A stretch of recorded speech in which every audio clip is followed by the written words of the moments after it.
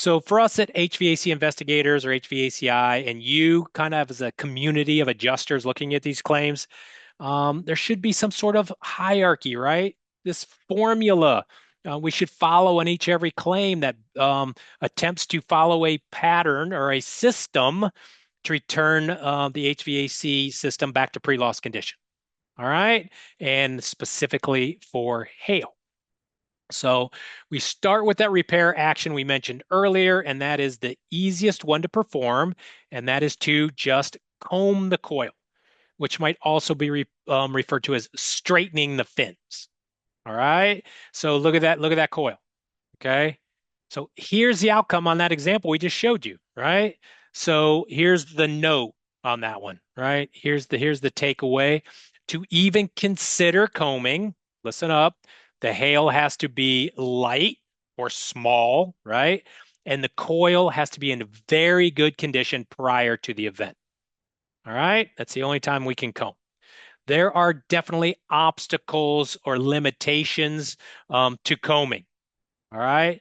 We want you to be sure to take these into consideration before writing, just, blatantly writing to comb the coils on every hail claim. Right. Um, First, if any of the coils were torn, notice in that photo, those coils are beyond combing. There's already direct physical damage. You cannot comb that out, right? Another one, the fins could be flattened, completely flattened, all right? When you have that, and first I'd like to say this is real hail, right?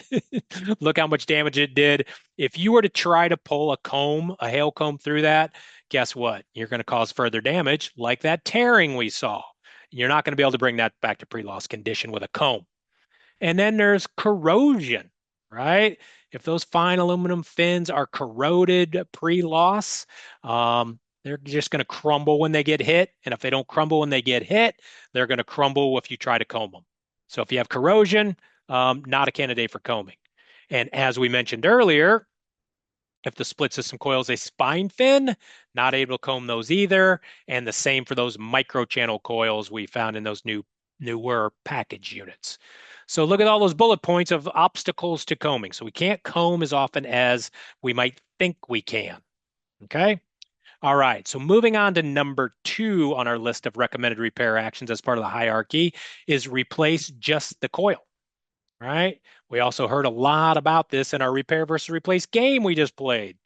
The repair action seems to be better known with package units, of course, and commercial claims, but might be the most overlooked repair option with split systems, especially residential claims. Be sure to always consider a coil replacement even on those types of claims. And I just said it out loud, right? We found the answer to that last poll question. It was that third option. The most overlooked repair option on a split system is replace just the coil. 40% of you got that right. That was our highest percentage. So good job. Never forget that one. Our third option, and this is only if we cannot get the coil for some reason, maybe it's an off brand or out of stock or something like that. So we got to move on, right? And then it's replace just the condensing unit. All right, not the whole system yet. Not the whole system yet. All right. And then if we can't get that, and let's say this is an R22 unit, right? We have some new things going on with new refrigerants as well, but an easy comparison is if this was an R22 unit that got damaged, you can't install a new R22 unit, right?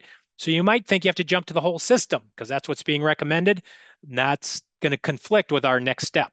Our next step now is to replace the condensing unit and just the evaporator coil inside. Okay, in most cases, you will not have to replace the entire furnace. Just what's called the cased coil. It's modular, sits on top of the furnace. And so the outside unit and this together, along with the line set, is referred to commonly as the refrigerant circuit, because that's where the refrigerant is running. So don't forget that level of a repair as well without replacing everything inside. And of course, the last option, not needed very often. You saw the statistics earlier from Lauren, replace the entire split system.